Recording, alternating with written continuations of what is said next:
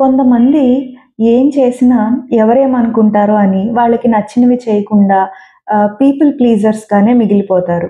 వీళ్ళు ఎప్పుడు ఏం చేసినా కూడా ఎవరేమనుకుంటారో, నేనేమన్నా చెప్తే వీళ్ళేమనుకుంటారో, వాళ్ళేమనుకుంటారో అని వాళ్ళ ఇష్టాయిష్టాల్ని అణుచుకొని లైఫ్‌ని అలా అసంతృప్తిగానే జీవిస్తూ ఉంటారు.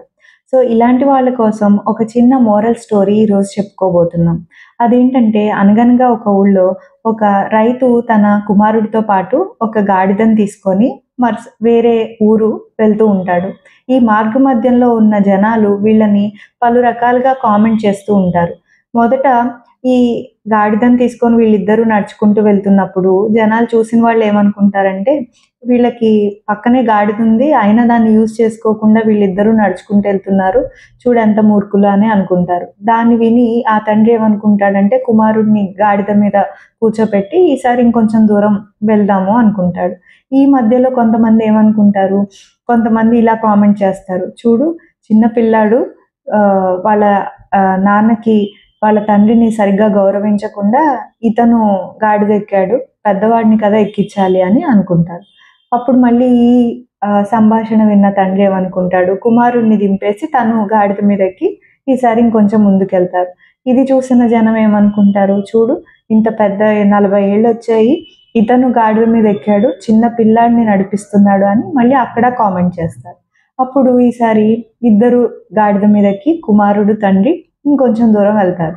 వీళ్ళని చూసి జనాలు ఏమనుకుంటారంటే ఈసారి చూడు జంతువు మీద అస్సలు ప్రేమ లేదు.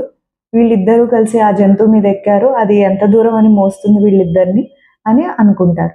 ఇది విని తండ్రి ఏమనుకుంటాడు, మళ్ళీ ఇద్దరు దిగిపోయి ఈసారి గాడిదనే వాళ్ళు ఎత్తుకొని తీసుకెళ్ళడం మొదలుపెడతారు. ఇది చూసిన జనం ఏమనుకుంటారు, చూడు అసలు గాడిదని వీళ్ళు ఎత్తుకొని నడుస్తున్నారు. వీళ్ళకసలు ఏమీ రాదు అని మళ్ళీ హేళన చేస్తారు. సో, ఈ రకంగా మీరు ఈ మోరల్ ఆఫ్ ద స్టోరీ ఏంటంటే, మనం ఏం చేసినా no matter what we do మనం అందరినీ ప్లీజ్ చేయలేం. అంతటి శ్రీ మహావిష్ణువు యొక్క రూపం రామచంద్రమూర్తినే చాలామంది చాలా రకాల కామెంట్స్ చేస్తూ ఉండుంటారు. అప్పుడు కూడా చేసి ఉండుంటారు. అలాగే మనం ఎంత మంచి చేసినా ఎప్పుడూ ఒక పర్సన్ యొక్క పర్స్పెక్టివ్‌ని బట్టి, ఆ మనిషి యొక్క వ్యక్తిత్వాన్ని బట్టి, వాళ్ళు పెరిగిన సరౌండింగ్స్‌ని బట్టి, వాళ్ళ ఎక్స్‌పీరియన్సెస్‌ని బట్టి వాళ్ళు కామెంట్స్ చేస్తారు. కాబట్టి ఎప్పుడూ అందరిని ప్లీజ్ చేయాలని అనుకోకండి. మీకు సంబంధించి మీ లైఫ్‌లో మీరేమనుకున్నారో అది చేస్తూ ఉండండి. ప్రొవైడెడ్ పక్క వాళ్ళని హర్ట్ చేయకుండా మీరేమనుకోని ఏం చేయాలనుకున్నా చేయొచ్చు.